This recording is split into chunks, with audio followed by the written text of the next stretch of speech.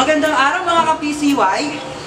Ngayon, narito tayo sa aming bisita. Ang bisita ng Los Santos Juanes de Balubad. Halika, samahan niyo ako at libutin natin ang makasaysayan at napakagandang bisitang ito sa aming barangay. Halika!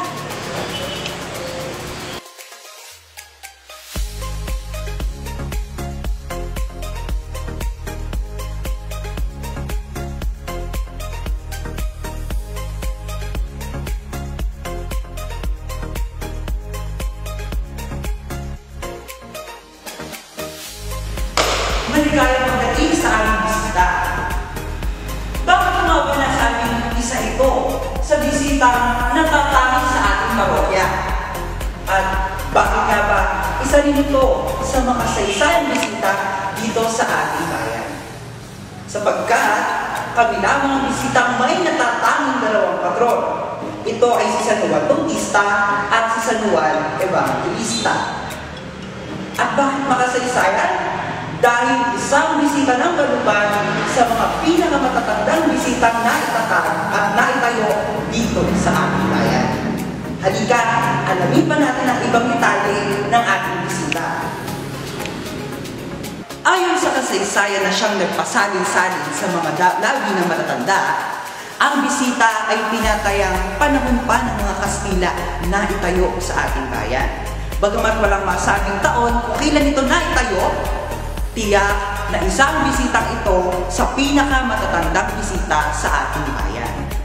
At itinayo ito sa patronato ng unang patron na si San Juan Evangelista. At upang malaman natin ang tunay na pinagmulan na kasaysayan ng bisita ng Balubad o ang bisita ng Los Santos Juanes de Balubad, ay ating aalamin kung ano nga ba ang kwento sa likod ng pagiging dalawang patron ng bisitang ito.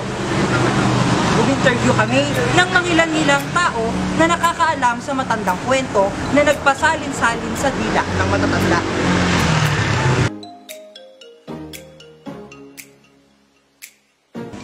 Ganun nga, yung mga matatanda, pagka nagpapamisa sila, may araw ng pamisa, isang araw, sasama namin, pinapa-repair namin ng simbahan, talagang ibababan lahat. Talagang bisita, talagang re-repairin.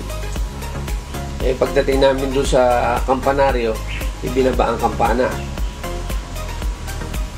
Nung maibaba yung kampana, nakita doon sa kampana,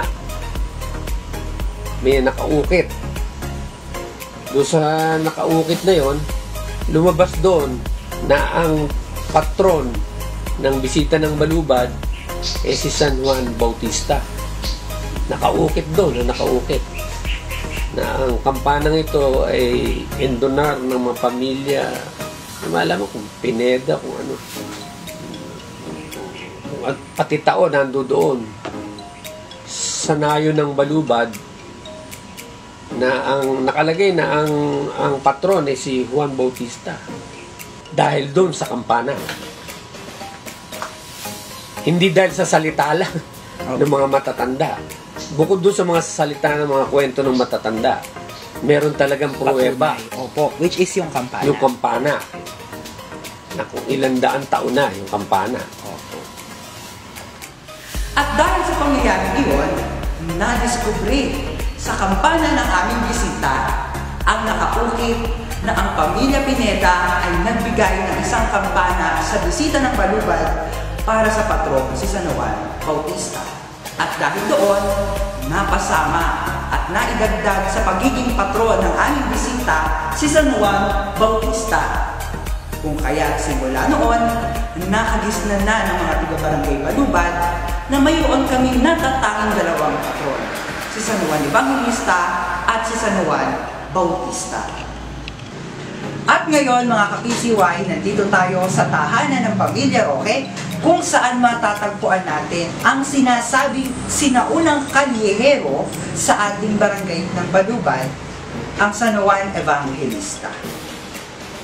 Ano po? Kasi hindi siya yung San Juan Evangelista, nakamulatan namin po na San Juan Evangelista. dumating ako dito sa Juan Evangelista na yan. So, na-kwento ng biyanan ko na pag daw magpe-fiesta na, nag-uuwi na taga Maynila, nag-aano na rito, kaya ang saya ng bahay. Yung bahay luma, pero mahaba. Kumbaga, kasya yung lahat ng pamilya. Basta pag-fiesta ng San Juan Evangelista, San Juan Evangelista. So, ito pong si San Juan Evangelista na nasa pangangalaga niyo po.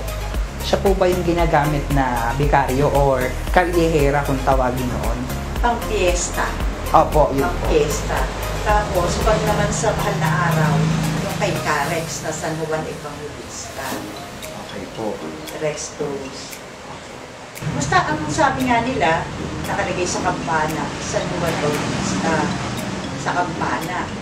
Di natin alam kung ano. Basta ito naman, ang kwento ng ama, ano pa lang daw, panahon pa ng Kastila. Kagaya nga ng aking pagkakakwento sa inyo, unang nakagis ng patron ng aming barangay, si San Juan Evangelista.